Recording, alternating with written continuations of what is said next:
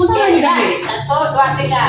Nah, ini kita akan lakukan pemeriksaan sadari ya, pemeriksaan payudara sendiri. Kalau Kak Nur yang lakukan pemeriksaan namanya sadaris, pemeriksaan payudara oleh tenaga medis. Nah, adik sekolah di mana?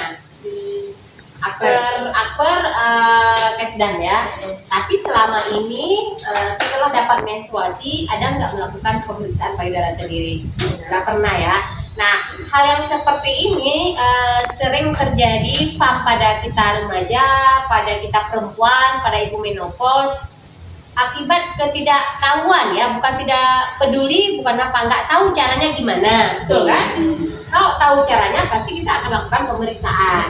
Sebaiknya kita lakukan pemeriksaan sebulan sekali setelah menstruasi hari ke-7 atau ke-10.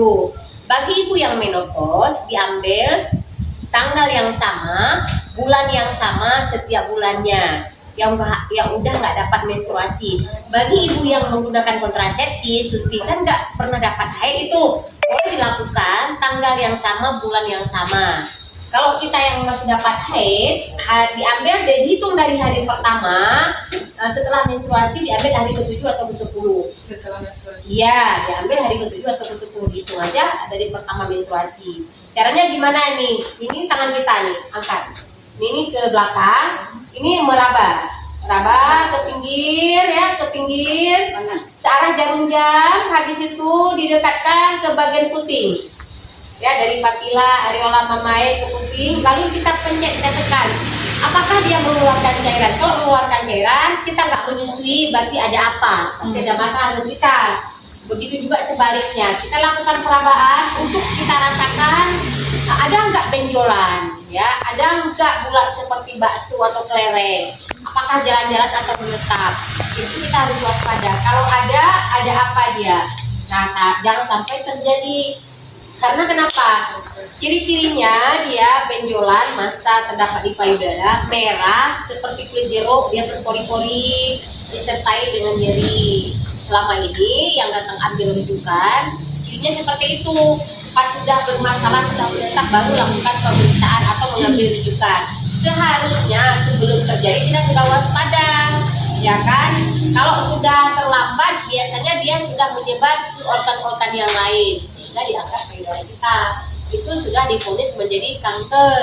Kalau yang namanya benjolan atau massa itu fibroadenoma mamae, bisa diambil, selesai. Tetapi yang udah ambil rujukan yang kemarin, dia kedua kali untuk dioperasi ini. Yang pertama umurnya masih 20 tahun, pertama dia sudah diangkat, kemudian tumbuh tempat lain lagi, sudah ada bakat. Baik dari faktor makanan, faktor resiko siapa aja, kita perempuan yang belum pernah, kita punya bayi nggak menyusui, nggak boleh. Kemudian pertama kali melahirkan umur di atas 35 tahun. Kemudian ada bakat dari keluarga, keturunan. Faktor makanan yang kita konsumsi, ya kan, penyedap atau itu kita nggak jabarkan apa, kita udah tahu sendiri. Minuman, makanan, olahraga, ya, seperti ini bisa dijauhkan radiasi, ya kan? Karena kenapa? Enggak, dalam kita tidur nanti kan jangka lama.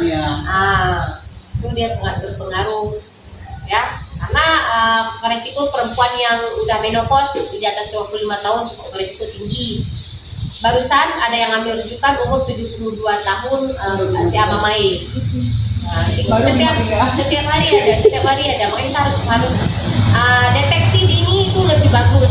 Peka sedini, pencegahan kanker sejak dini dengan sadari. Itu sangat bagus ya. Oke, sip, selalu. Oke.